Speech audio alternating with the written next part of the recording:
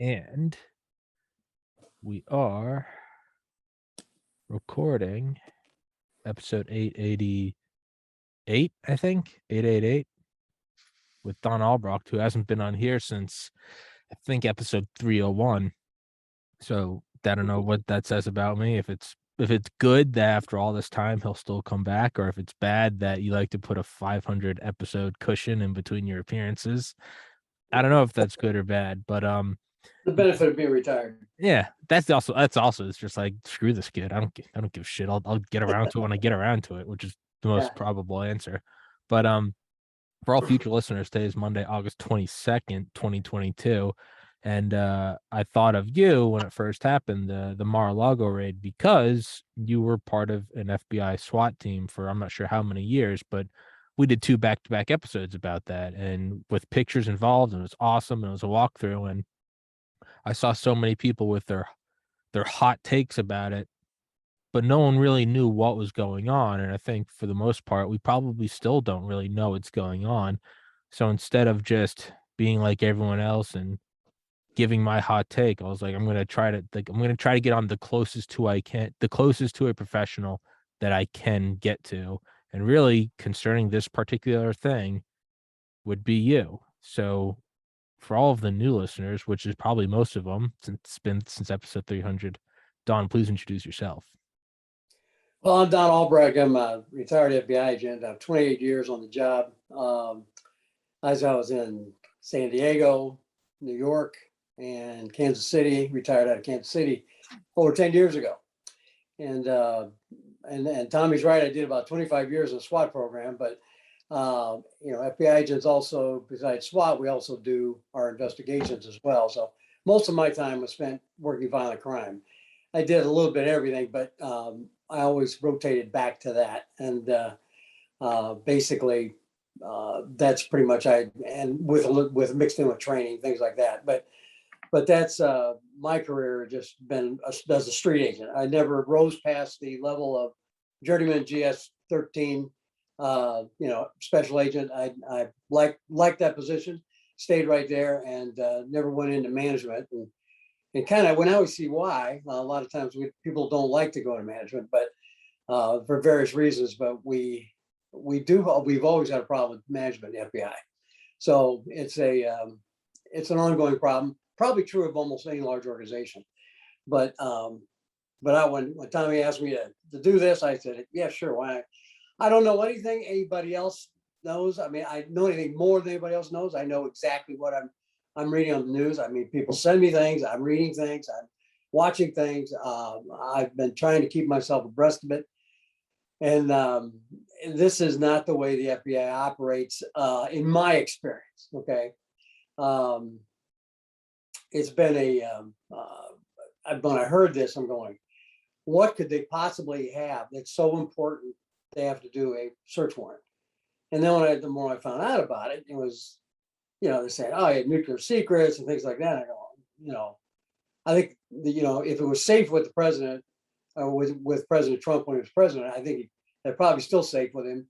But, I don't know all the ins and outs of the legal aspects of that. So as we know, we found out, we got more and more things have come to fruition here. We're going, well, this doesn't really sound like something that should have been handled with a search warrant. But what do we know? We haven't seen the affidavit yet. I hear that's going today. I hear they're going to release it. In fact, the judge that signed the warrant, who said, there was some talk that maybe he should have recused himself. Well, actually, he is the one who actually released the warrant. So he's, I don't know if he's just saying it's looking as a crystal ball, see what's coming, but I think he's got to let this out. I mean, for the good of the country, you got to let everybody know exactly what was the predication for this. Was there a predication? Was it worth doing a search warrant for? I mean, this is unprecedented.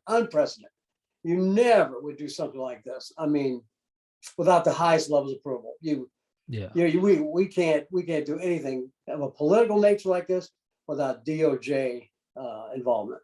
Yeah. And somebody had to give the green light, and it had to be people at the White House had to be informed of this because it's FBI agents are we're aware that some of our cases, if they're national level cases, they get briefed to the president, and because the president wants to know what's going on out there, especially anything to do with national security or anything earth shaking that's going to impact his administration or her administration in this case. But well, I guess it is his administration. Yeah. but yeah, you can't tell me they didn't know about this. You know, that this would have to be something that and guys like me, we're looking at this going like, I can't look at anything in the past 10 years. It seems like ever since I retired, and even before that a little bit, I don't recognize some of the stuff that's going on. We would have been fired for stuff like this, certainly, maybe even prosecuted. I mean, I certainly disciplined for things that have been going on because we have policies for all this stuff, and you don't violate policies. Well, agents aren't allowed to violate policies; they're punished. But it seems like when upper management, certain members of upper management, when they violate policy, it's well, they're doing it for the good of the FBI, good of the country. Everybody thinks they're going to save the country. And we have those policies in place for a reason. And then when we start violating them, we see what happens. So, just to kind of sum up, I mean, all the people I talk to are scratching their head. They may or may not be Trump fans, but they don't understand how this could possibly happen because of the chilling effect it has on politics throughout our country. I mean, you just can't attack you can't use the levers of government to attack your opponent, your former opponent, your future opponent, whatever it is. That's what banana republics do. So I say I don't know any more than I'm seeing in the news, but this will all shake out, I'm sure. But it does look pretty bad. So the affidavit's coming out today? I heard it was ruled that they're going to release it today. To put it this way, they're going to release it. Don't know when that's going to be. It depending on who you talk to, who you listen to. The FBI doesn't want to release because there's sensitive methods and sources in there, and that's always a big deal. And yeah, that is legitimate. Sure. That's a legitimate. Then they'll redact things, and but on the other hand, you should have known that going in, that this would be a huge deal. Right? I mean, oh, come on. I mean, I can't understand how anybody in the right mind thought this was not going to be a huge deal. I mean, because this is, like I said, it's unprecedented. I've never heard anything like this. I've read a lot of books about the history of the FBI. Nothing like this has ever happened before. Yeah. So this is uncharted territory. So I don't know what's going to happen there, but I hope the affidavit, when they get it out, shed some light on it. Honestly, it sounds like a civil dispute. It should have been handled administratively between the National Archives, and I mean, it's not a question of, I've heard some talk about Trump is being investigated under the Espionage Act. Well, that gives the connotation that he's spying. Well, that's nonsense. The Espionage Act is a very wide act. I mean, mishandling classified information is investigated under the Espionage Act. I might add, Hillary Clinton was investigated under the Espionage Act for the same some issues with handling classified material. She wasn't the president. I think that was a clear violation of law there, and but James Comey saw it differently. Which, don't get me started on that. That's another thing that's never happened in the FBI either, where an FBI director just says, "Oh, we're not going to prosecute." Well, I got news for him. It ain't up to him. It's up to the Department of Justice. We don't make those calls. But it's but this whole thing with Trump, though, I can't imagine what criminality there is there. And of course, there's the speculation that they went on a fishing expedition looking for January 6th stuff. Maybe, I don't know. I mean, I've been on search warrants before, and yeah, you find something that's evidence of a crime, you take it. Plain view doctrine. Okay, I mean, in the course of a search, if you find you're searching for dope, you find a dead body. Well, that's evidence. Okay. So it's, even though it's not in a search warrant, so it is something that they can legally do.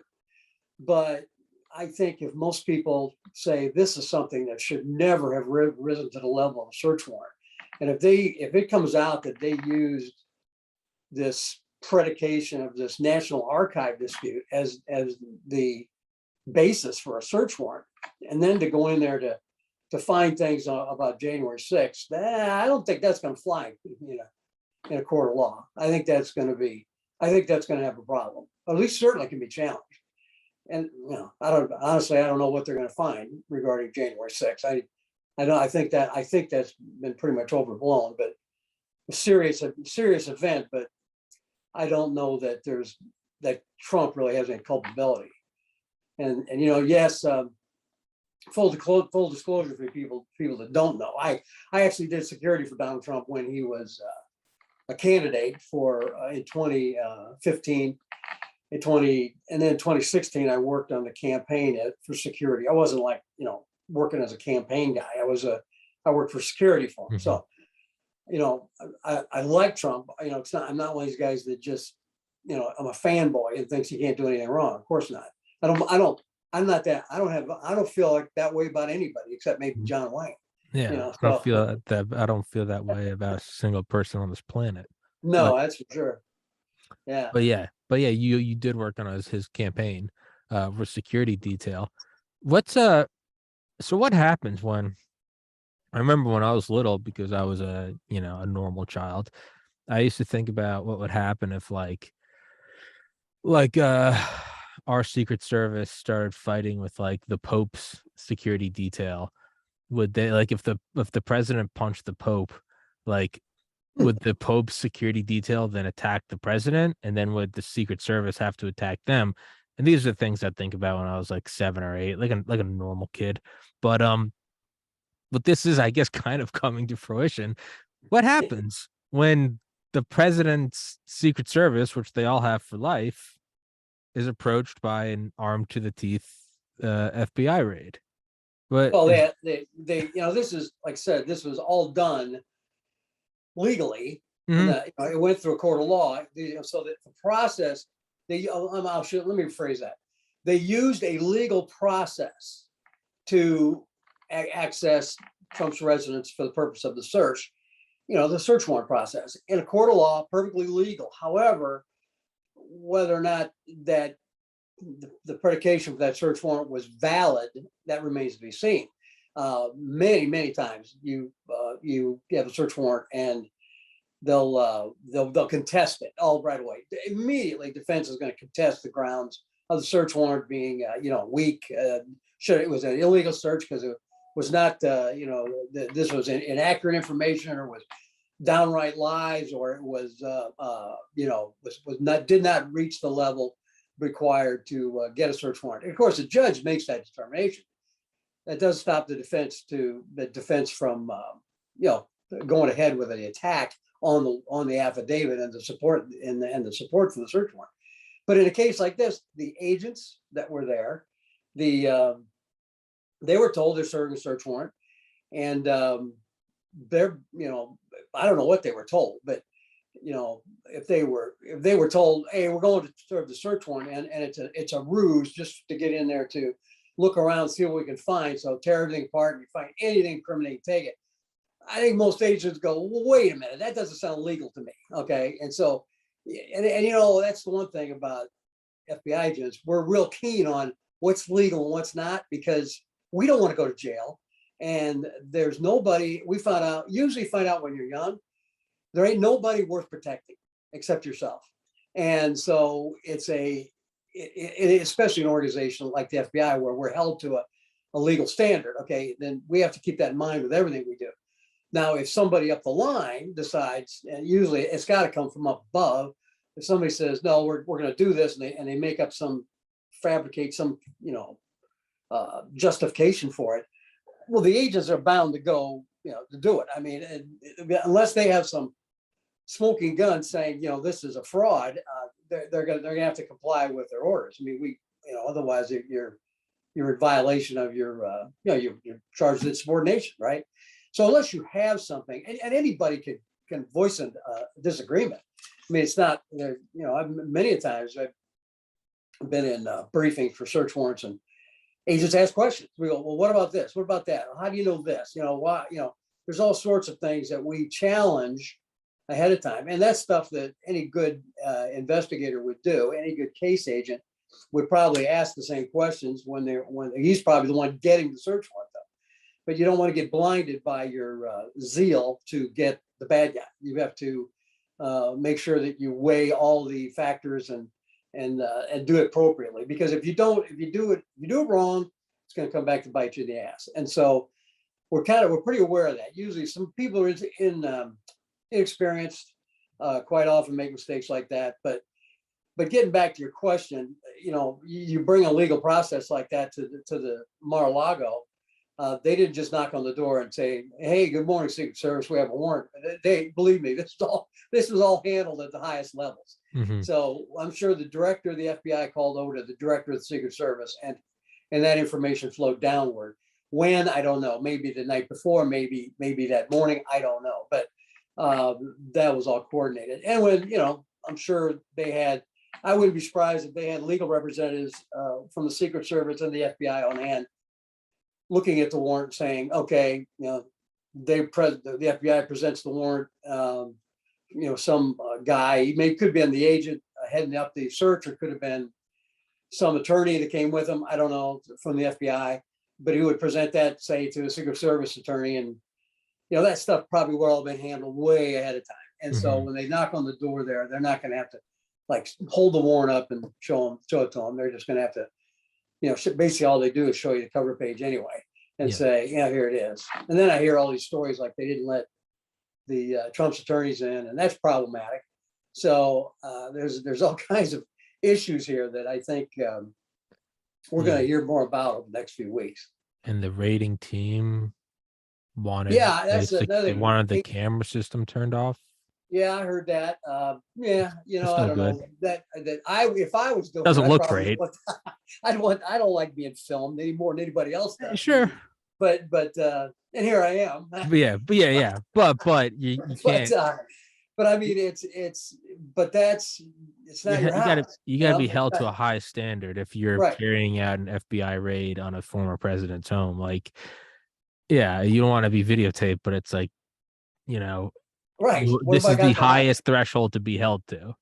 Well, if you're on camera, you're going to behave by the book, and that's good. So that's what we want. And so it's, I don't see it as a big issue. I'd be surprised if anything came out of that, with the film. They're probably going to say, now, what were you doing in that room? What the scope of the search warrant is this, and this is well beyond it. And the trouble was the search warrant was very broad from what I hear. What I read only the cover page. It appears very broad. That's usually a problem in court. Courts like specificity. What exactly are you looking for, and why do you think it's here? Okay, because we're violating somebody's house. We're going in. That's a huge violation of somebody's Fourth Amendment rights. You just don't go into somebody's house without their permission or without good legal cause, and so they have to justify.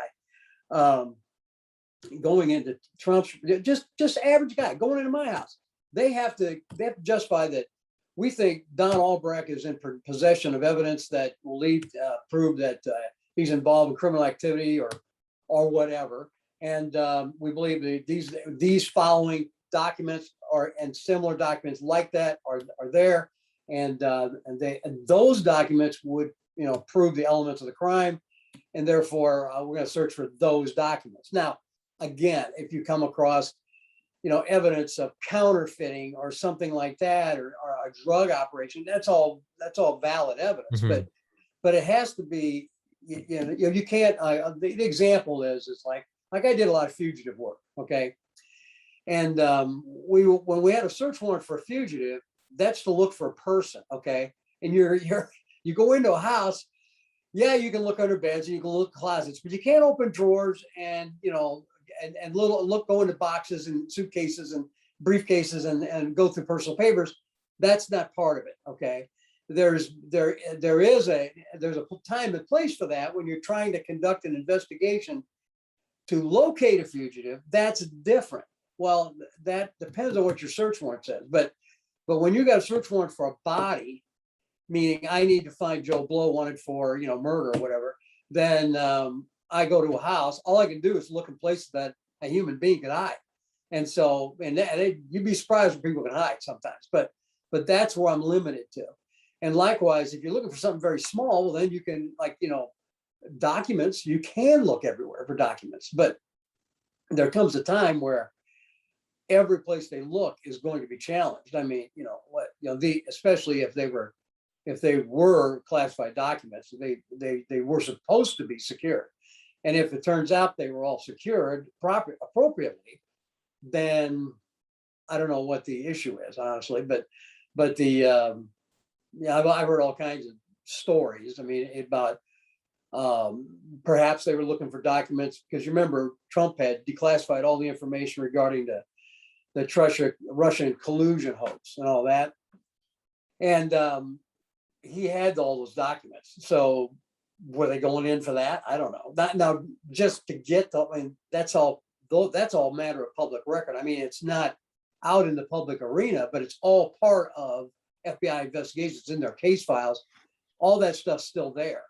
So the fact that he has a copy of it, remember, he has one copy, but there's copies of this stuff everywhere in whoever had access to it.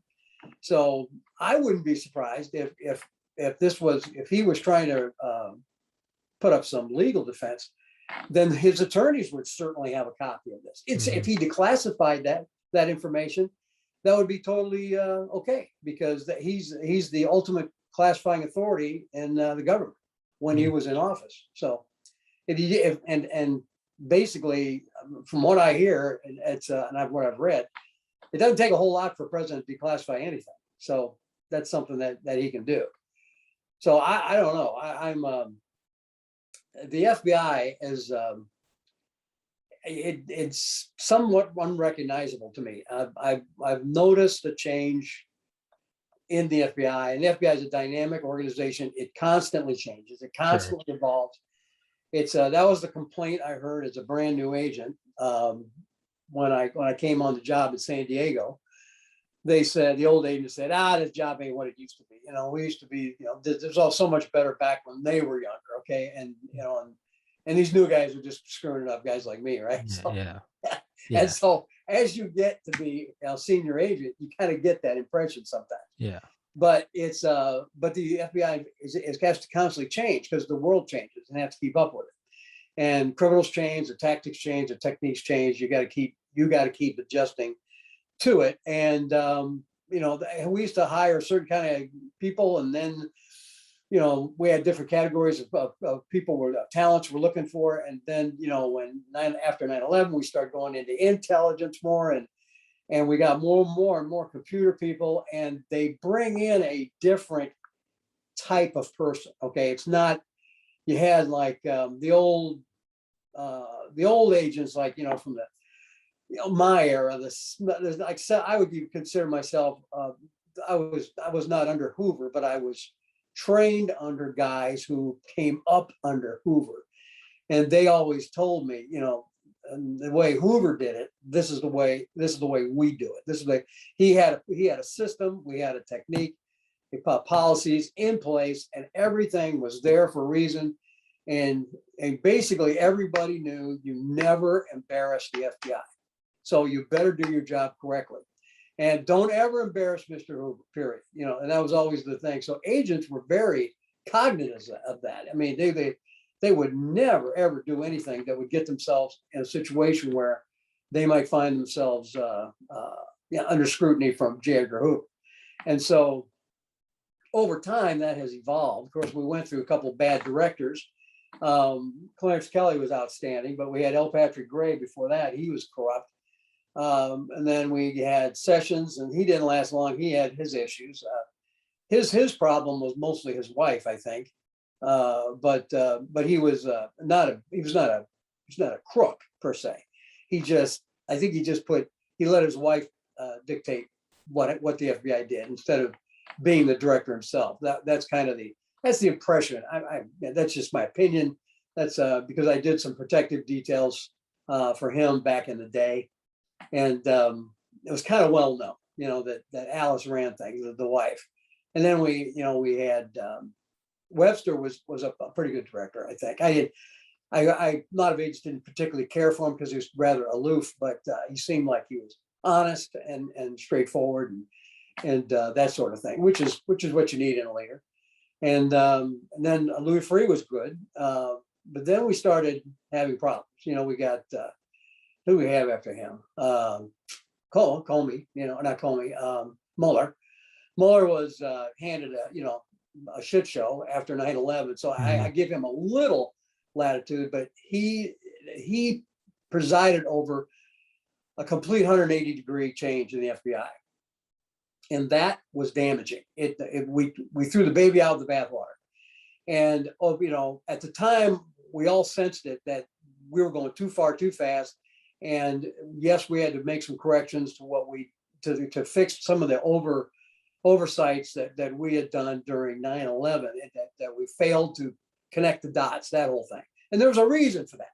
DOJ had in place this barrier between intelligence agencies and the FBI, domestic and international intelligence, basically. The Chinese wall that basically wasn't there, put in place by DOJ. That wasn't entirely our fault. However, there was enough blame to go around. And so when Mueller changed the FBI completely, there were people who wanted to break it into two organizations, an intel and a criminal, and basically all the money is in the intel and the counterterrorism side. And so if we would have broke off into a little criminal intelligence agency or criminal investigation agency, doing that, we would have been much smaller. Our budget would have been a lot less, and I think we would have been a lot less effective because of the fact that all of our sources and our criminal sources, they dovetail into especially the counterterrorism intelligence. Counterintelligence doesn't really cross over into the criminal area as much. When we go after a counterintelligence case, essentially it's prosecuted as a criminal case. But counterterrorism, a lot of the stuff that terrorist organizations do to raise money are criminal. It's criminal activity. And so they do a lot of criminal activity. So it's helpful to have a criminal background, that you know how to work a criminal case, so you can work a counterintelligence case, a counterterrorism case, because when it's all said and done, it's got to go in a court of law. And you have rules of evidence, you have procedures you have to follow. And if you don't have it lined up, it ain't going anywhere. Okay. And that's bad. So I think among us old agents, we always kind of understood, especially in the smaller offices. If you worked foreign counterintelligence, now either you didn't aspire to be a hard charger, you were just more of an egghead or a more cerebral type. I don't want to be disparaging. I mean, you didn't. I would say you didn't like the streets, but you didn't. The whole thing. I'll put it this way: it wasn't that there's anything wrong with them. It's just that the way I looked at the FBI, this is my opportunity. I'm working with cops. I'm working the streets. I'm kicking in doors. I'm making arrests. I'm putting bad guys in jail. And I think that's what most FBI agents like to do. Now, a lot of them, we do it in different ways. I worked white collar for a short time. It was a public corruption. And, we worked, working all kinds of investigations into public corruption. I maybe had maybe three, I don't know, convictions in 3 years or 2.5 years. I mean, it's just not fast paced and it's not a lot of action. Okay. But it's that vital work, and you have to put together a case, and you have to take it to your attorney's office, and you have to go to trial, and you have to have hearings, and all these things that are part and parcel of criminal investigative work. I think we got, when Mueller was director, things got kind of wonky, and we kind of went, the pendulum swung way over. Okay. And we suddenly were all about intelligence, and there was very little emphasis on investigation. So we hired all these analysts, and it was downright embarrassing with some of the crap they were coming up with. We had hired a ton of analysts, instead of doing it like DEA does, where these analysts were, well, they do this to some degree now, but when we first started, it was embarrassing what these analysts were coming up with. They would come up with most crackpot ideas, and they're trying to teach or tell agents how to work their cases, and it's ridiculous. We were out there on the street, we're gathering the intelligence. Okay, we are talking to people, getting the information, and then putting it in the system. They take it and they put it all together, and then they analyze it. And they try to. Their job is to connect the dots with other things. That's the thing we're missing in 9/11, right? That's their job, is connect the dots. Well, they overstep often, and they say, well, I've connected the dots, and this is what I think is going on, or we think is going on. And they couldn't be further from the truth. They were some of the stuff that was put out like after 9/11 that I heard was, we were a laughing stock at CIA. I mean, it was ridiculous because they have real analysts, and DEA has good analysts. I mean, there's a place for these guys, but when we first got started, I think hopefully we got this worked out, although that remains to be seen. But it was I think we just went way overboard, and the analysts kind of started, the tail was wagging the dog, and so they were generating the most ridiculous intelligence reports that I'd ever heard. I wasn't privy to all of them because I'd hear about things. But the stuff that would come across my desk would be something that they're saying, well, we've got this threat out there that we've identified. And want you to canvass logical sources, something we always do. We go talk. If you have somebody that you think, hey, might know something about this, you go talk to them and ask them about it. And some of the stuff they came up with was just ridiculous. And so, in my era, we didn't have a lot of respect for the analysts until we worked with them for a while. And the ones that worked on the criminal squads, my God, those guys, some of them were great. Some of them weren't so good, but the ones I worked with were excellent. They put cases together. They assisted you in putting your case together. They ran some of the details down for you, help you put your case together. It really was a good system, and at least from a criminal investigative standpoint. And so, but like I said, we first got started in 9/11. We just went too far. We had a lot of growing pains after that, or ungrowing or expanding pains. I don't know what you want to call it. And Mueller, didn't love him or hate him, he was kind of a guy that did things. He took counsel, but then he did things his way. That's what a leader should do. But when you tell him this is a bad idea, and we all think it's a bad idea, and we probably shouldn't really do it, and then he does it anyway. So I don't know. There's a lot of people are not fans of him. I'm kind of in the middle on it. I've met him personally. I was on a committee where we worked with him. I didn't talk to him a lot. I mean, I'd meet him a couple times a year, and that'd be it. But but he seemed like a genuinely nice guy, a good man. But the way he handled the FBI was no. There's a lot of people thought he made a lot of mistakes. So like I said, Louis Freeh was a good director, and then we got Comey, and he was a disaster. And Christopher Wray, I just don't know about him. I mean, he's shown me absolutely nothing. And I was waiting for somebody to come in and kind of straighten the bureau out. I've seen nothing so far, or heard nothing. I've heard nothing from anybody that's on the job that they kind of like him, but even them, when they first came on, they go, well, when Comey first came on, the agents liked him. But then they quickly realized that, he's a political hack. And then when Ray comes on, everybody gave him the benefit of the doubt, said, okay, maybe this is what we need. And here we go. It's right back where we started from. Seems like nothing's changing. Okay. The jury's still out on that, but I'm not seeing anything from this guy. And the problem is we've been drawing our directors from DOJ. Okay. When we got judges, at least we had guys that understood the criminal system. Okay.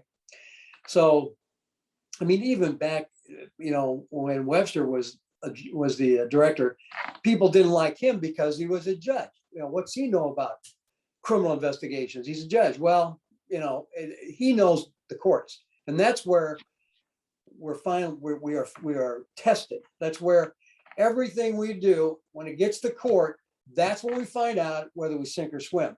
And he knew that, and judges know that. And I think having Louis Free as an agent and a federal prosecutor, and then as a federal judge, I think he was by far the best director we've had in modern history. And we should have got him back, is what we should have done. But there's, like I said, the directors kind of set the tone. And the problem is they bring in their people with them, and they're not agents, and we get these guys, from DOJ. They've never worked criminal investigations like agents have worked them, but they do the prosecution side. And they all know each other, and they're all from Washington, D.C., and they're all part of this little club. And it seems like we can't get a separate, just some guy that we come in, like bring in some former military general or something like that can lead. Because you know what, you don't really need to know a whole lot about an organization to lead it. Because if you know how to run a law enforcement organization or an intelligence organization, and specifically something like FBI, that's kind of a combination of the two, I think you could probably bring in some former military officer to run the FBI. You can even bring in a judge, but the DOJ is more political organization than the FBI. And the trouble is, DOJ dominates the FBI. It didn't always used to be that way. When Hoover ran things, he maintained his independence from DOJ. Now, if you've heard any stories about Bobby Kennedy and Hoover, they hated each other. Mhm. Okay. And they butted heads constantly. Well, Hoover insisted on his independence from justice. And of course, Kennedy, rightfully so, said, no, you work under the Department of Justice. You're going to work for me. You're going to do what I tell you to do. Well, Hoover didn't see it that way. And so, it's one thing to do what justice wants you to do, as long as it's all up on the up and up and legal. Okay. And it's not like, I'm not saying justice is going out and performing illegal activities, but who knows? We'll find out, won't we? It's I know in the past we have seen where the Department of Justice overstepped its bounds. So how will this all shake out? I don't know. But it's, like I said, where our director is an issue. The directors we've had lately have been issues. The culture of the FBI has changed. It's like I said, back in the old days, when Hoover's influence was still felt, the FBI, we held our heads up high. We made sure that we lived the fidelity, integrity, bravery, integrity, I should say. Otherwise, it's fib. That doesn't sound good. So, but but we really did, and everybody held Hoover. Everybody revered him, and he had his faults, like every human being. But what he did for law enforcement in the United States can never be compared to anyone else. I mean, he brought law enforcement into the 20th century, and it was amazing what he did. Did he perhaps stay too long? Yeah, maybe, but you still can't discount what the good things he did for this country. And he was a loyal patriot. He was fervently anti-communist. He saw the communist threat back in the post-World War II. So he's been on top of that until the day he died. So it's kind of a mixed bag with the FBI. People ask me, well, what do you think about your agency nowadays? I don't know what to think. I know all the good people, men and women I worked with, all good people. None of them would have done anything to violate their oath. The ones I knew, and I met a lot of guys in headquarters, bosses, assistant directors, and I never got the impression that any of them were going to do anything that was untoward. Now some of them, there's a couple of them, I think they're snakes. They're lying to me. They're telling me, we'd go to a problem. I was on a committee. We'd come to them with problems that we wanted to fix, and and they were legit. We were trying to make the FBI more effective. We're saying, okay, agents run into these roadblocks, and we need to, get rid of these roadblocks and make the job easier to do, make it more effective, so we can develop our intelligence bases better. We can conduct our investigations better. So this wasn't like, the agents are complaining about, the food. No, it's not that. It's we were bringing things to enhance the improvements to enhance the mission of the FBI. And by and large, we got a very good ear at headquarters, all the way up to chain of command, because they all, especially if you could convince them that it was indeed a problem, and these problems were probably not new. The guys that were assistant directors and deputy assistant directors, they probably had the same experience when they were working the streets like we were. So it wasn't that hard to explain to them, okay, look, we got this issue, but they wanted solutions. Okay, what do we do? And so we try to bring solutions to them. And you know what? There were a few guys, I don't remember their names now, but I remember there was a couple of guys that you could tell they're glad handing us. Yeah, no problem. We'll give us lip service. We'll be all over that. And then nothing happens. So a couple months later, we come back, nothing's changed. Well, then we just go we go over his head, go right to the FBI director. In that case was Mueller. And Mueller, would be, to his credit, he would bring some heat down on these guys and say, I want this resolved one way or the other. Start, get this done. And that's what a boss should do. And for all the problems we solved, 10 more took their place. So I don't know that we solved that much, to tell you the truth, but there were things that we worked on and we thought we had a handle on. And by the time I retired, these problems were coming back again. I mean, there's a reason it's a bureaucracy. It is such a huge organization, and it isn't very nimble. It's like turning an aircraft carrier to get it to change. And that what I found is when we have problems now, if they're I might be getting away from the subject matter a little bit, but just talking in general with FBI problems, we have a problem in the FBI. Everyone recognizes it's a problem. Maybe it's like we had the big one when I was towards the end of my career here was we call it the administrative burden. We were getting dumped on with all this administrative crap we're supposed to do every day, take this training and that training. And, you had to, give this report and that report. And where's all this information going? Who's looking at it? I don't know, but it was crushing. You couldn't get out on the street to work because you had to sit in front of your computer and answer emails or your boss would come out and say, hey, the front office is breathing down my neck on this, get this done. And you have to sit down and take care of whatever this crap is. And it was, I'm not kidding, it was ridiculous. And so we brought this issue to the FBI headquarters and said, this is crazy. I mean, I actually told the director about it, and he wanted to know what we're going to do about it. I said, I don't know. I said, get rid of the computers as far as I'm concerned. But the computers are supposed to make our lives easier.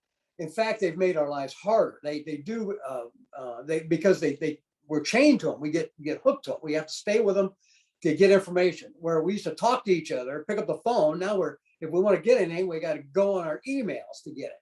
And it's ridiculous. So it's a poor way to communicate in this world where we could communicate so effectively through so many different ways. The most effective communication, face to face, it's the least thing we do. And it needs to be more of that. And I don't see it in the new breed of agents. But back to the issues, we bring an issue in there. We'd say, how do we fix this? So people would put in place. We actually did a study. In this case, we did a study. Say, okay, how much time does an agent spend on administrative matters? And we found it was a shocking 45%. Well, it should be like 10 or 15% tops. 5 would be more my like, but that's how much time an agent was spending doing non-investigative stuff. Now, these are investigators who are doing non-investigative stuff, okay? We have agents in the FBI who are not investigators anymore. Maybe they were at one time, but now they're in some kind of administrative job where they oversee a program or something like that. And those guys, that's 100% administrative what they're doing. But for street agents, guys who are out conducting investigations, we're getting swamped by this stuff. And so, well, they're going to see what they could do to put some things in place to roll some of this stuff back. And they did for about a year. And then next thing you know, it just started creeping back. And so when I left, it was just as bad as it was when we first started. So over a 3-year period, it went down and then it came right back up. So these problems it's usually the same problems in the FBI, no matter what they are, be they some sort of corruption or malfeasance or, failure to follow procedures or whatever it is. It's the same stuff all the time. It's just, it goes in cycles. People don't remember what happened last time. And that's why old guys like me going, I wouldn't do that if I were you, because I remember what happened last time. And so a lot of guys who come in young, they have no frame of reference.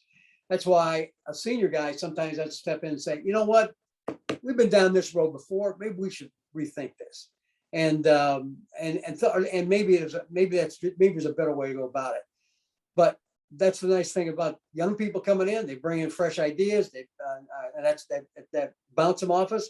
And if it's something we haven't heard, hey, let's give it a shot. But if it's something we have tried and it didn't work or backfired, then we better think long and hard before we try it again.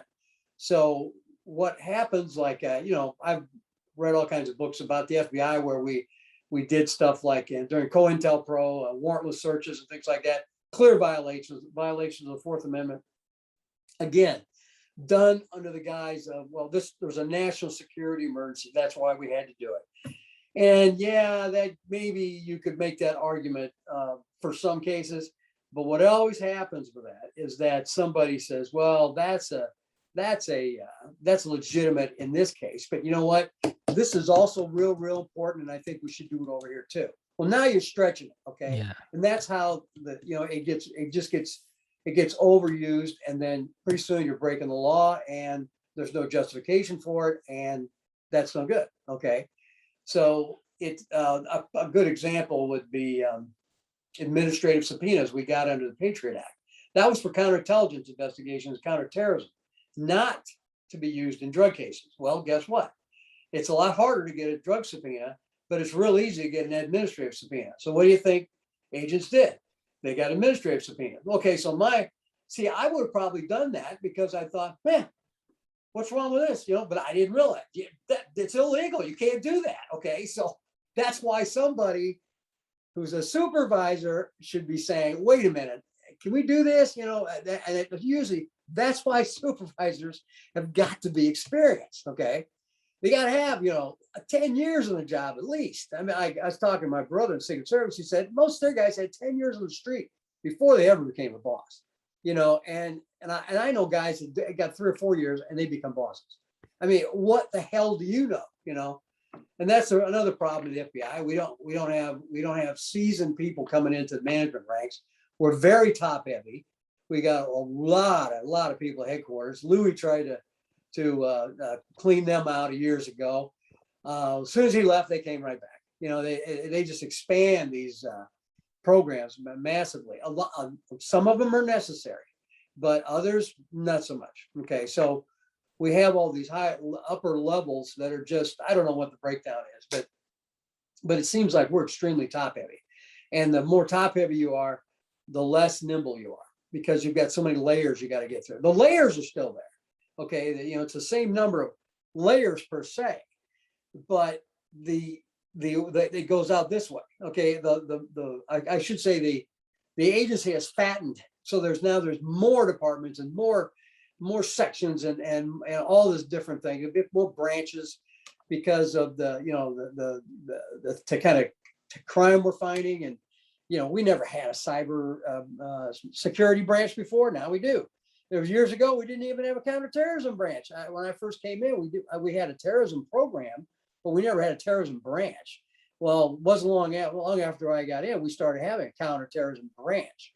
And we always had a counterintelligence branch, but pretty much all we had was criminal and foreign counterintelligence. And then over time, those things expanded. Now under criminal, you had a lot of branches, and under foreign counterintelligence, you had a lot of branches. But now these are things like counterterrorism is co-equal criminal and foreign counterintelligence. So you got all these, it's expanded. So we've kind of widened our organization. still got one guy at the top, but now you got more guys under him and even more guys under him. And as it goes down, we've got layer upon layer upon layer. And so many of these things intersect with each other. And so you've got a lot of chiefs, a lot of chiefs trying to make decisions, and not enough Indians to do the work. And it is amazing. I mean, when I was working criminal work, I never had a want for anything to do. I always had more work than I could possibly do. And, it was halftime, we're supposed to work out like three times a week on the job. I never did that. I had no time during the day to work out. I'd have to do it either first thing in the morning or usually at night. And if you're working late, there goes that workout. And they tell you, during the day, take an hour, go work out because you got to stay fit. Well, now they threw the fitness standards out. How does that improve the agency? Okay, I mean, there's just like these. We get all these slobs in here, and they can't pass the PT, and so they want to keep them, so we lower the standards. So that's what happens. It happens. We see it all the time. So I'm still very proud of the fact that I was an FBI agent. I still think it's one of the most fabulous organization in the world. It's there for the right reason. It does an essential job, but my God, they're doing some terrible things that are just ruining the agency. I mean, it just the lowering the fitness standards and the failure to hold people to account, and sweeping things under the rug, and this stuff always seems to be a problem. Speaking as a street agent, we always thought management gets treated to a different standard when they misbehave than the agent does, and that was something that we often saw was the case. Because an agent might get a couple of days off or something he does, and then but a boss might not get any days off. He might just get a letter of censure or something like that, and goes in his file, and basically he can't get promoted for a year. Big deal. I'm not looking to get promoted. I'm just looking to work. So it doesn't really affect my life. But then after a year, guess what? Since he hasn't been promoted for a year, they just consider that downtime, and they immediately, he puts in for something else and gets promoted again. It just doesn't seem to have any effect on the upper management. And so they seem to take care of each other. And that's, I've heard these complaints from other agencies too, about the upper management. So it's and that's the thing, is we don't have leaders. We're a paramilitary organization. And so we need leaders. We don't need managers. And we have a lot of people who are managers and not leaders. And that has always been a problem. I'm just tired of repeating the same stuff all the time. But you see the same problems, and nothing seems to get better. It seems to get better for a little bit, and it goes right back to where it was. And throughout it all, and I went through. I ran into all these problems when I was working. Constantly running a brick wall. You figure a way to go over it, around it, under it somehow. And you just keep plugging away because we want to get the job done. I mean, any agent worth his salt is going to say, I want to gather this evidence. I want to get this. I want to talk to this person. I want to get some facts. I want to put together search warrants. I want to gather evidence. I want to put people in jail. I want to get an indictment. Okay, I want to go through the process and put somebody in jail.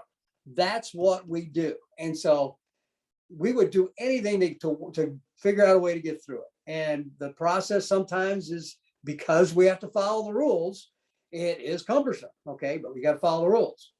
And it'd be very easy to say, well, what would it hurt if in this one time we break the rules here? Okay, well, you break the rules once, you're going to break them again. And once you start that, then there's no stopping. And then you get anarchy. So you cannot break the rules. You have policies, procedures in place. And we had to know this stuff. And when I was a young agent, I had a boss. He was a great guy, but man, he was tough. He taught me how to write. He taught me bureau procedure. He taught me the what we call MIOG, a Manual of Investigative and Operational Guidelines. That's been replaced now by DIOG, which stands for Domestic Investigative Operational Guidelines, something like that. Hell, I forget. But But he, everything I did had to follow, he would look at my case, he'd pull out the manual and make sure I was following it. He'd call me in and say, hey, you got to do this, this, and this. Yeah. And I said, yeah, I'm going to. Said, well, make sure you do and document that. I want that written down. That's what a good supervisor does. He stays on top of your cases with you. He makes sure you don't forget something. You make sure you're dotting your I's across your T's, because if you don't, then the case might fall apart in court. Or, the last thing you want to do is put somebody in jail that shouldn't be there. Okay. Most of the time, I would say most of the time, but a lot of the time I would conduct investigations and I would prove something didn't happen, despite what the victim said or the complainant said. I'd go out and conduct my investigation and somebody's lying. Turn out victims lie, people who make complaints lie. Everybody has motives, So gathering facts, if you just stick to gathering facts, you'll always find the truth. It's just a matter of just keeping at it. But it just seems like it's harder and harder to do that all the time. I mean, it just because of all the outside pressures from above, from management, not to mention your life, pressures in your life. You're working, 12 hours a day, and how that affect on your family and whatnot. But you just keep plugging away. And most of the agents I work with, and that throughout my career, all were that type of person. They just kept working, because I work violent crime. There's certain kind of people that gravitate to that, and hard charging people. So they knew that maybe they didn't get off at 5 o'clock. Now, a lot of times we work past 5 o'clock. We work into the evening, maybe around the clock. It doesn't matter. Whatever it took, we would do it to get the job done. And that was just kind of people we were. But so when we have guys above us at headquarters who, they put in their hours too, I'm sure, but they work. They have different bosses. Their bosses are, I don't know what the hell they're looking for. They're all breathing down each other's necks right down the line, right? And the biggest thing that a boss will complain about, no matter if he's a supervisor or if he's an assistant director, he doesn't want to be surprised. Okay, basically he wants to know everything all the time. So it's impossible. It's impossible to know everything all the time. And so if somebody says, like even a supervisor or my special agent in charge, who's two levels above me, right, or 3 levels above me, he may come down and walk right up to me and ask me about something on my case, and maybe I don't know the answer to that. Well, I don't care. I mean, it's not like that doesn't make me a bad person because I don't know the answer to that. I'm gonna say, well, boss, I don't know the question. I answer that right now, but I'll give me a minute. I'll find out for you. That's how you answer that. Okay. These bosses, man, when they found out somebody asked them a question, they didn't know the answer. Oh man, you think it was the end of the world. They come down on whoever they thought had the information. Usually it's whoever's underneath them. And they'd come to we're at the bottom. So they come to the agent and say, why didn't I know about this? I said, you know what?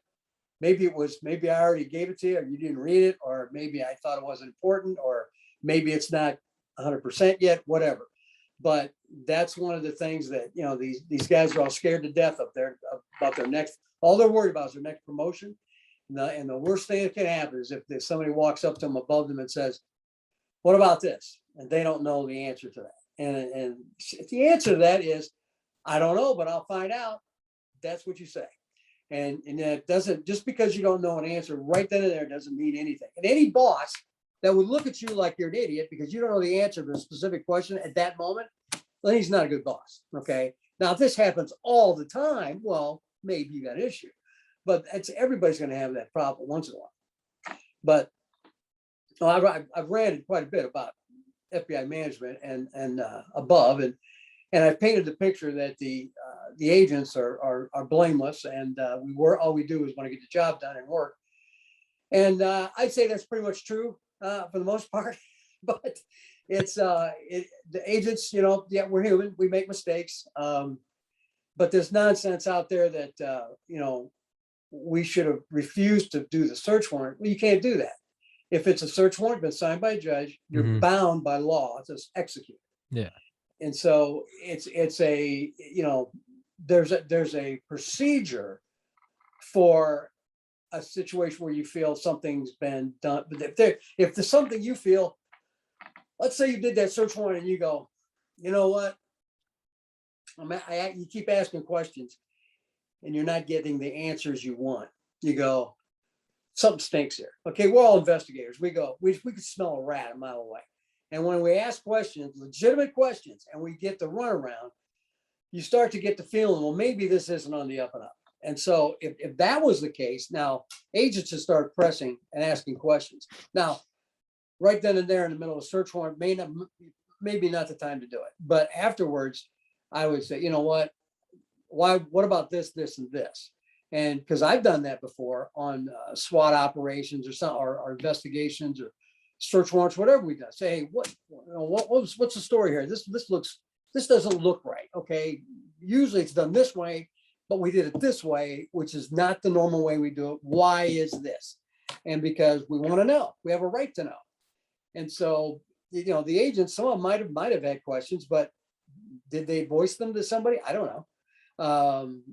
And who did the search? Okay, it was, the case was being handled out of Washington field office, which is another issue,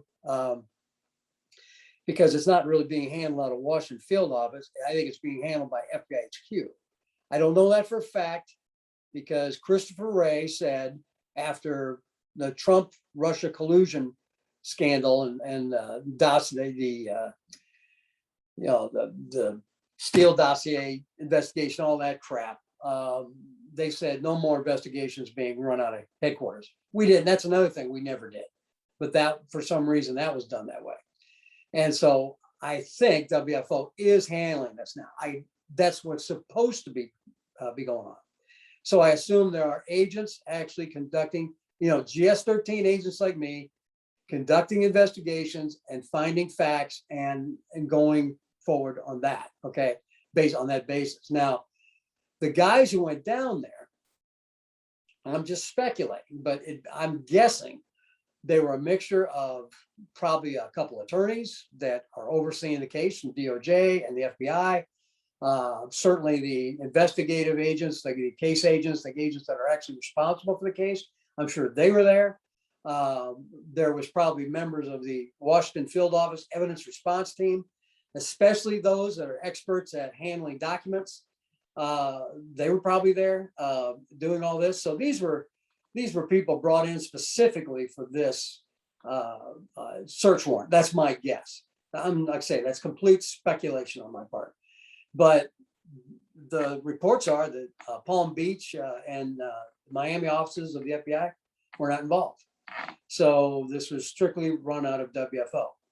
So what that stands for, Washington Field Office, meaning it's a field office. It's not part of headquarters, but it's right there, in DC. So I can't, like I said, I'm still waiting to hear. I actually got a email from another agent and asked me why I hate the Bureau, because I send a lot of stuff out going, what a WTF, Yeah. since when do we do stuff like this? Since when do we do stuff like this way? And I responded back. I said, look, I don't hate the FBI. I love the FBI. It was a huge part of me. It was a huge part of my identity at one time. It doesn't define me. I nothing like that should ever define you, but it was a huge part of my identity, and I enjoyed it. I loved it. I'm so thankful I had an opportunity to be an FBI agent and to work with the kind of people I worked with. That's why I can't believe what's going on. It sounds bad. And so will this work out bad? I don't know. But we have had scandals in the past, and we have had to step back, put in some reformations, and maybe possibly certainly discipline people, maybe fire some people, maybe prosecute some people. But so far, I haven't seen some people that should have been prosecuted. So that when I see stuff like that, I go, I don't know. Maybe I don't have the whole picture, but maybe I do. And there is some level of corruption there. So I don't know. I say, like I said in the beginning, I don't know any more than anybody else. I'm just an average guy out here watching the news. The only thing I have is I know what the FBI used to be about. I know what the certain policies and procedures are in place to do things. I know why we did things. I also know why, when we do things, they appear one way to the public, but actually they are perhaps another way. I'm not saying that's the case here, but there a lot of times the public doesn't understand what we're doing and why we're doing it at the time. It comes out later.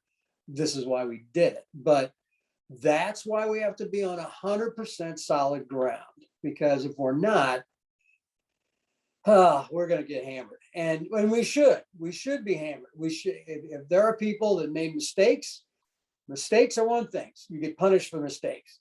But if you did something illegal, then you go to jail. And I don't care if you're the director of the FBI, you go to jail. And we've never done that before, but it's and I don't think that's going to happen here.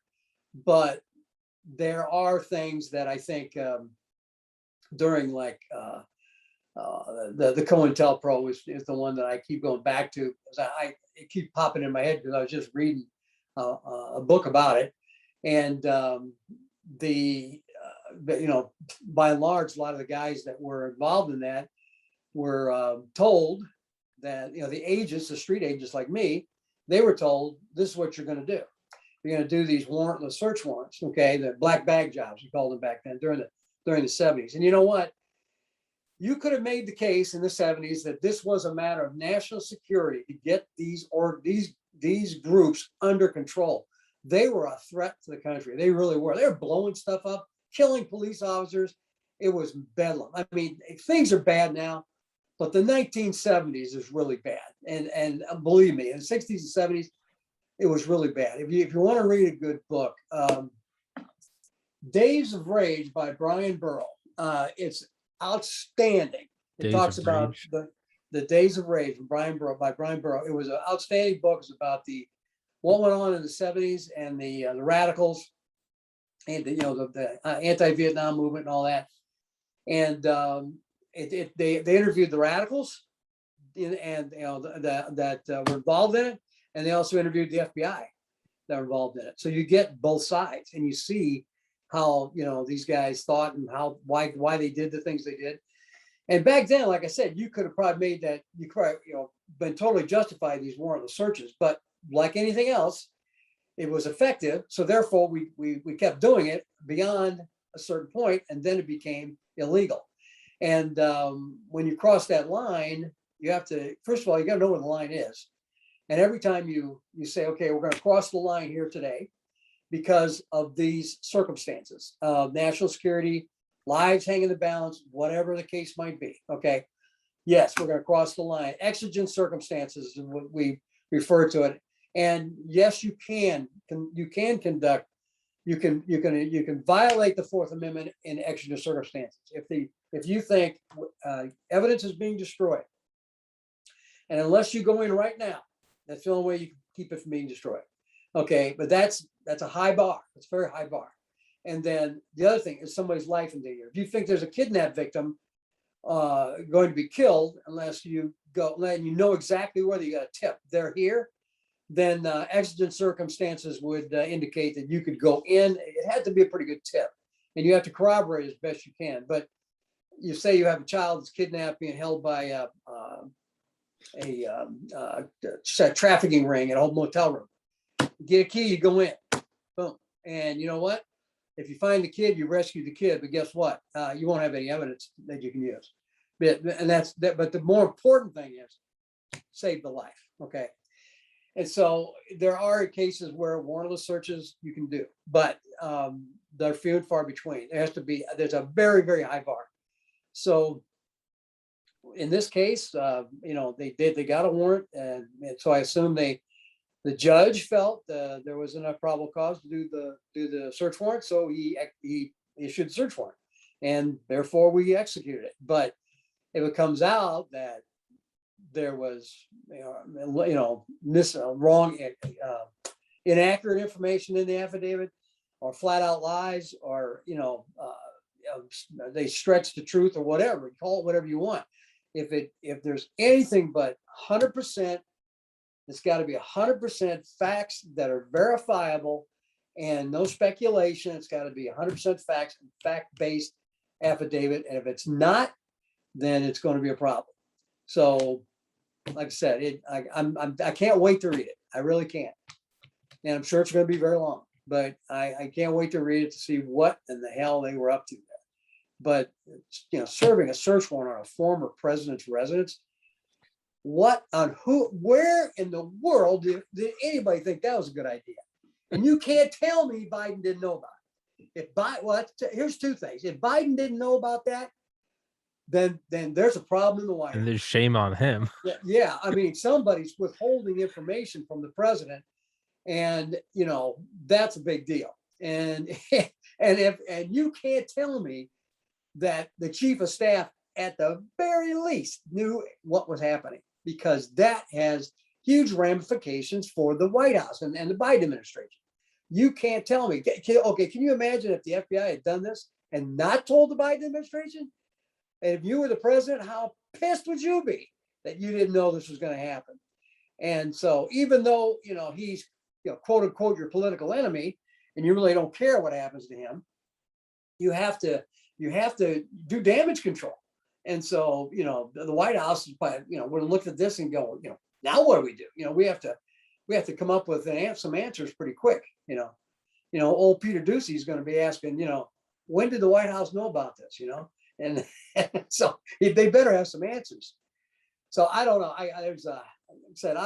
I've been just sitting here running my mouth, speculating about this, talking about that, but I don't know if I answered anything for you. Have I given you any insight? I don't know.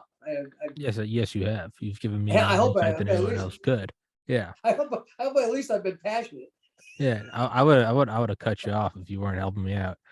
No, I think you've been great. We'll have to. I was going to look and see if I wrote down some stuff that I think I covered all that stuff.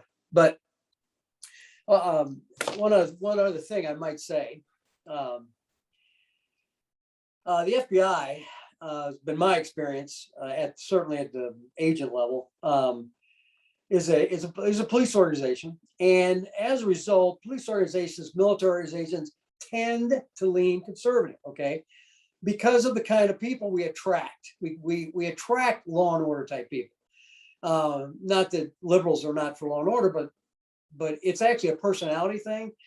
People who like order are, have there are certain personality traits, and those are the kind of people that go into law enforcement. Those are the kind of people that go into the military.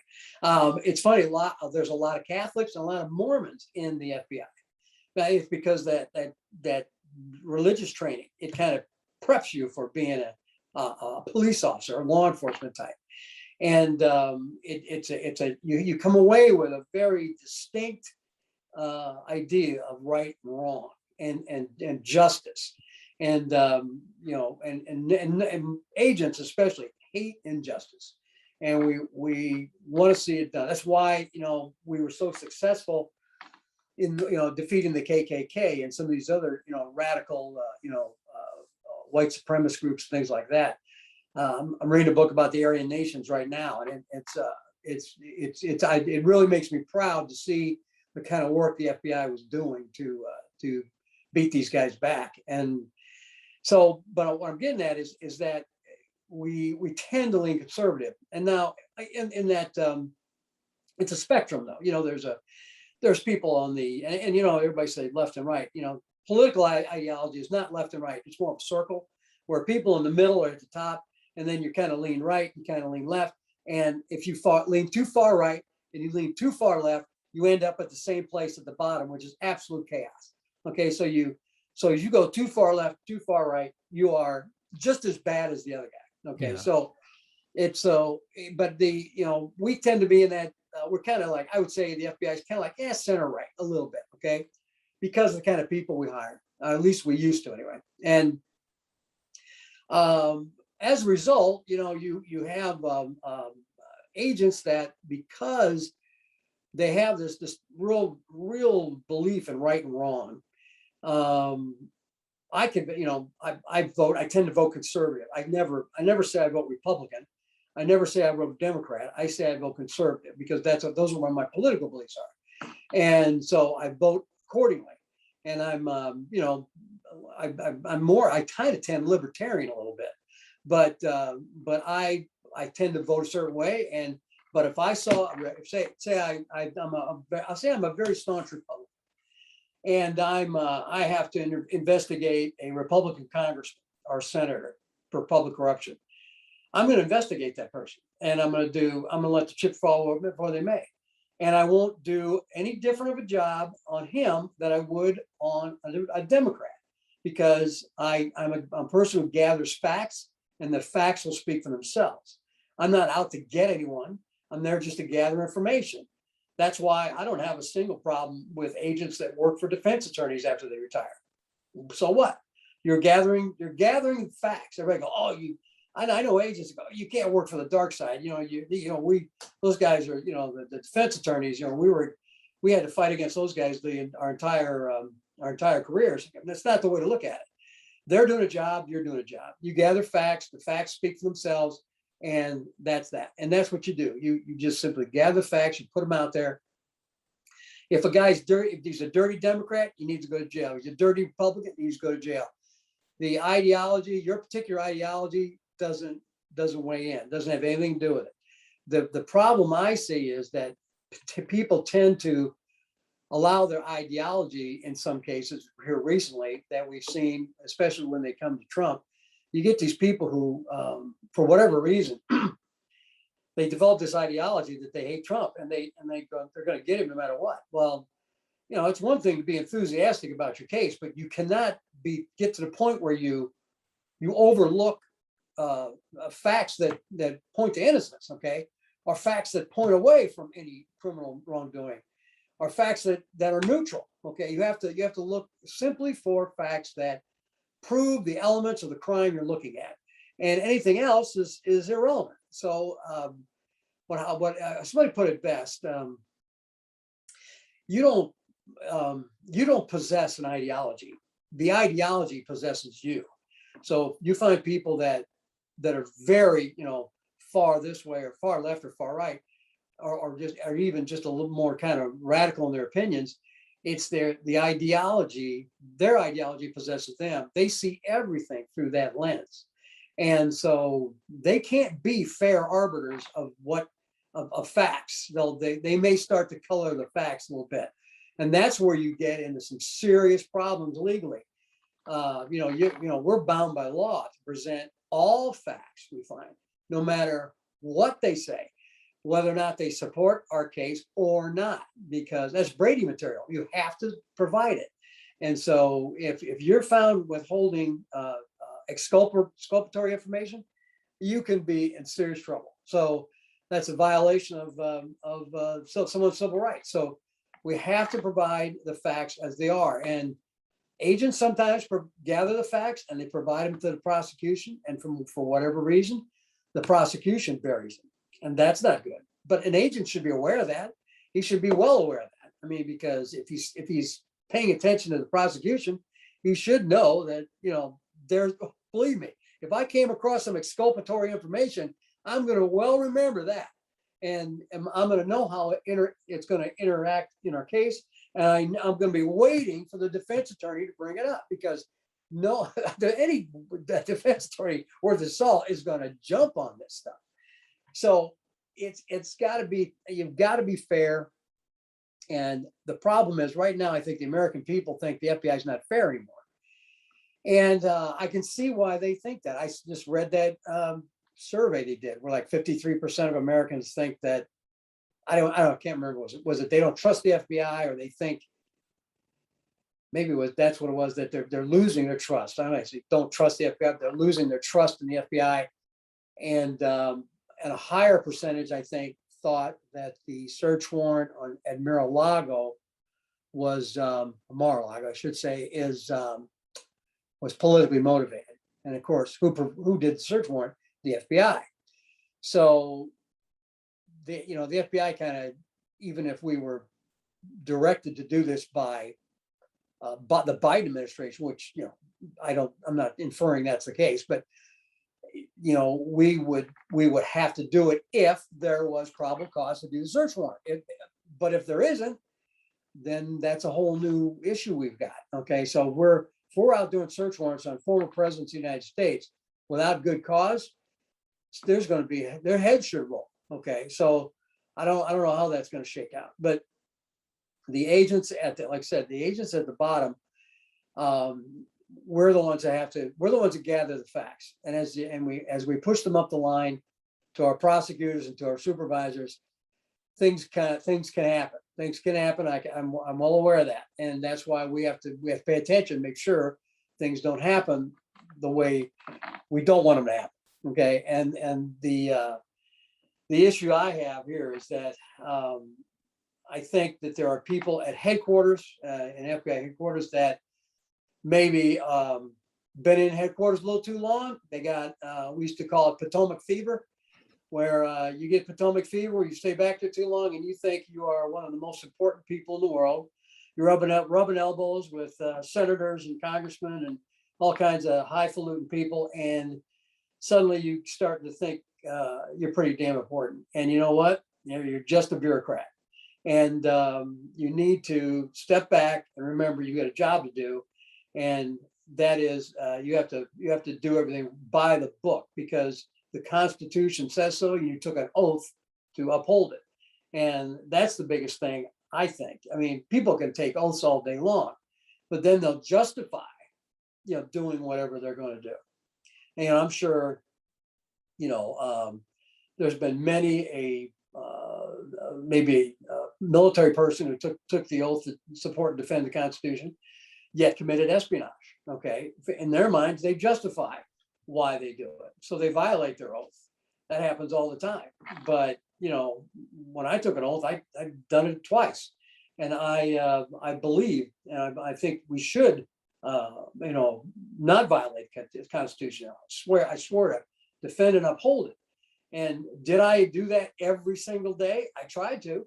And did I knowingly go out and violate somebody's civil rights? I don't think so.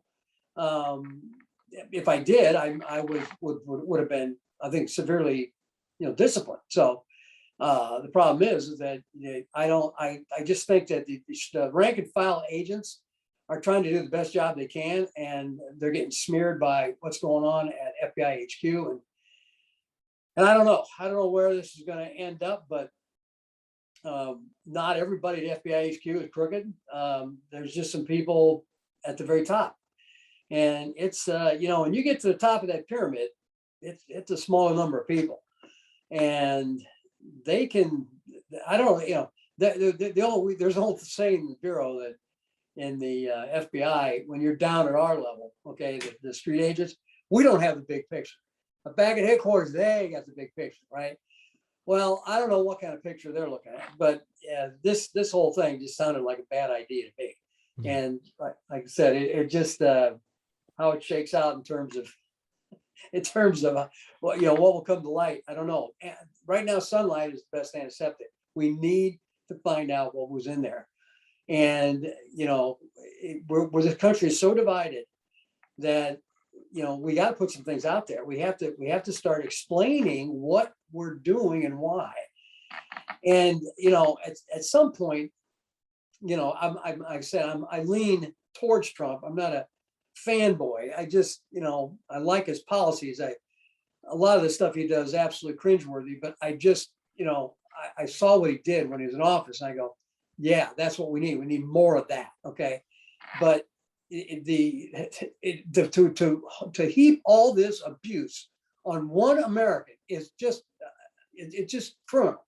I mean, and so far nothing has stuck. And so I don't think, that's why I don't believe this is going to stick. I don't think there's anything that this guy has done that rises to the level of any crime, because he's been investigated by everybody.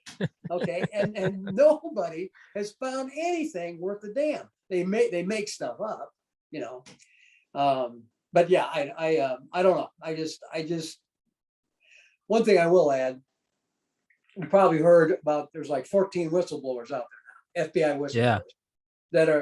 That's from all different ranks in the FBI. That's a good thing. Okay. We actually are bound by law to, anytime we see a violation of law or any kind of threat to national security, intelligence, operations, anything like that, we are bound by law to bring it to the attention of the Intelligence Oversight Board. And so that is something that's in Congress. And now how these whistleblowers got to that, I wouldn't be a bit surprised if a lot of them went a different route, because the Intelligence Oversight Board is there. It's part of the Washington, D.C. establishment. A lot of agents probably would look at that and go, that's probably a sieve. You know, anybody who goes in there is probably going to get, whoever goes in as a whistleblower would be revealed right away. I don't know. Thankfully, I never had to do that. But the fact that 14 people have come forward is very significant.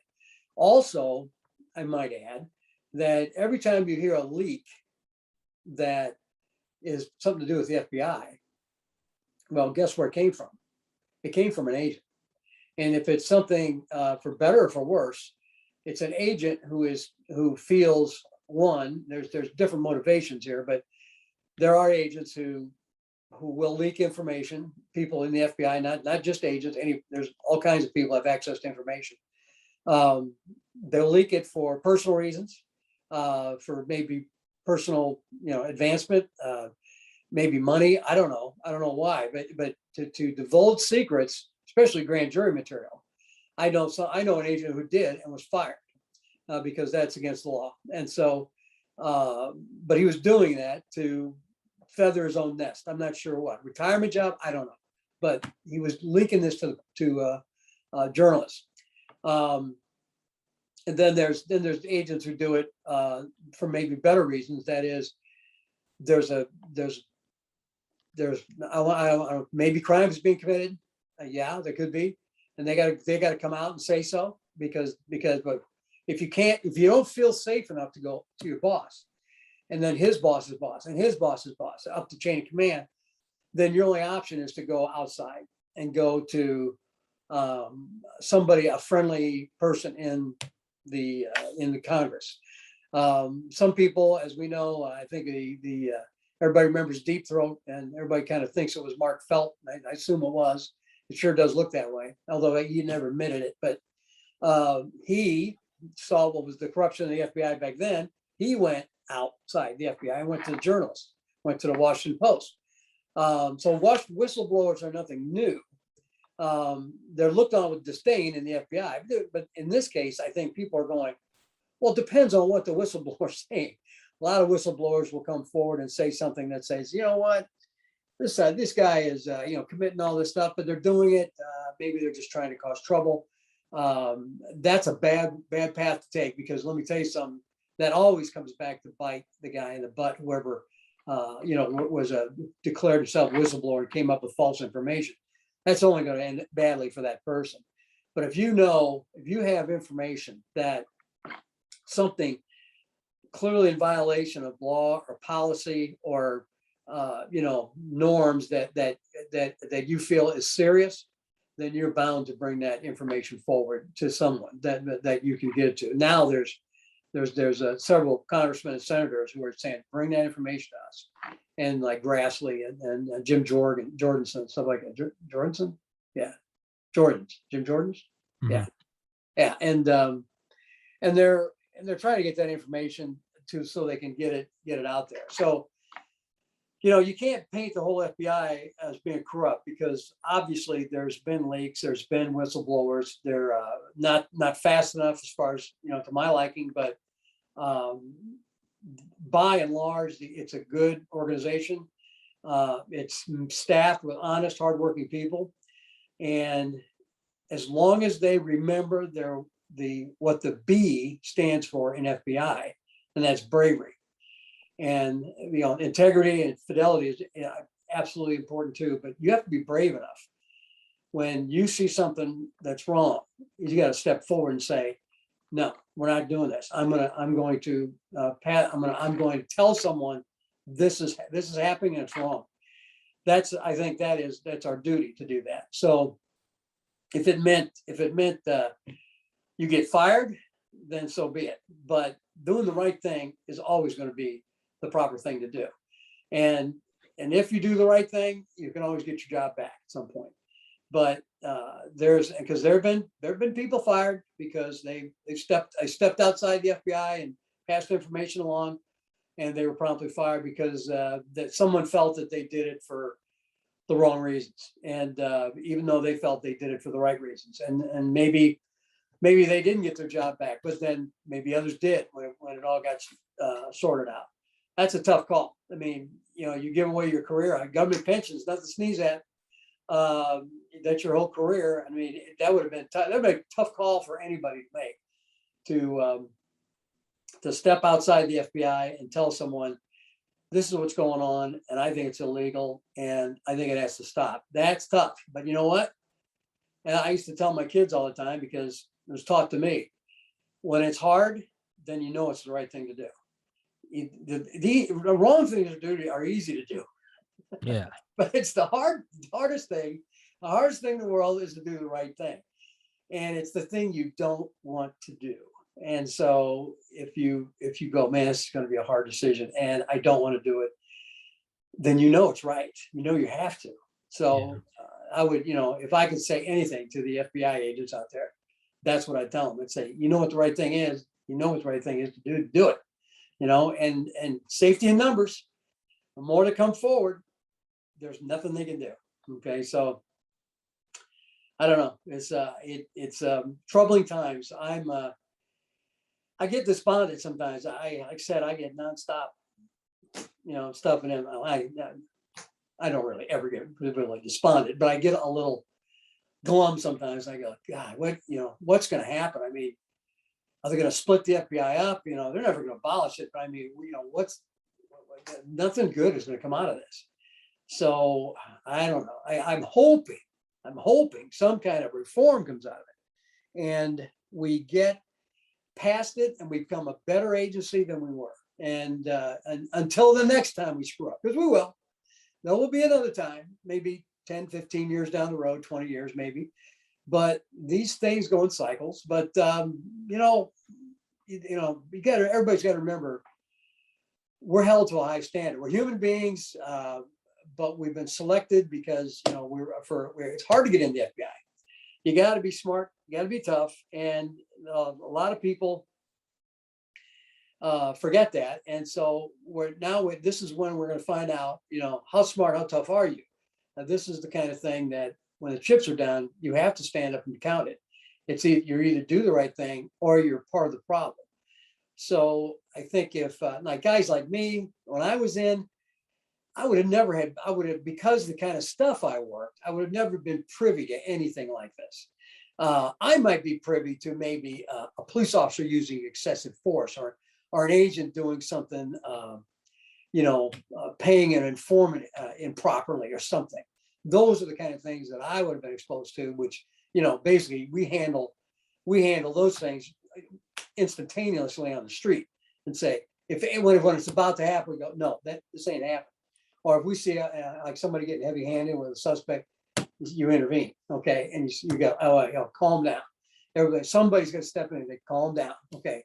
And that's how we do that kind of stuff. We protect each other in that sense. We keep each other from doing something stupid, and that's what we try to do. Because everybody, believe me, has the capable of doing something stupid. I know I've done a lot of stupid stuff, but bottom line is, we're in a time in the FBI that is historic. How we come out of this on the other side of it is going to have a lot to do with how we handle it now. So if it comes out that, there was a group of people at the top of the FBI who were corrupt, and they can be identified and prosecuted or fired or whatever is appropriate, then maybe we can put some reforms in place. And then this may not happen again, but we'll see. I don't know. I turn on the news every night. I go, well, what's it going to be tonight? Actually, I don't watch TV actually, but I usually sit for my computer. That's my newspaper. I read it. You know, it's just so I sit down in front and read it. And I watch maybe an hour of the news at night. But the rest of the time, I'm sitting in front of her reading emails and looking up links that people send me or digging through news feeds and stuff like that. And then I irritate the hell out of everybody. I send them out to everybody. Of And go, course. can you believe this crap? Of course, you got to spread the irritation. That's right. That's right. Well, Don, I think we'll have to do a follow-up whenever the affidavit comes out, which should be today. But yeah, we'll see. I got to sit down and read it though. yeah, no, you got to get it and you got to read it. But we need to do a follow-up when it comes out. But aside from that, man, thank you for your time. Thank you for your wisdom. And I don't know about the wisdom. I've been sitting here running my suck for what, an hour? But I like it. I wouldn't have you on if I didn't like it. Well, I've had you on twice before. I know what the drill is. I wouldn't do it if I didn't like it. I know. What the I've fucking never drill had a is. problem talking. I never Oh, had a yeah. problem talking. Just Well, I that's- usually say a lot of stupid crap, you know. So Everybody, I hope I gets- didn't do too it bad. gets lost in the 800 episodes. It just it blends into the crowd. You can say whatever Yeah. you want. You'll eventually Yeah. just fade into the background. It's fine. That's the Well, those that know me well understand completely. yeah. It's great. But dude, thank you so much. Thank you for your time. I appreciate it. Thank you for your patience with rescheduling. And No we problem. absolutely will need to do a follow up as more comes out about this. Yeah. Thank you. Happy to be with you. Hell yeah. Thank you so much, Mr. Don Albracht. I'll send this to you when it's up. It'll be up later tonight.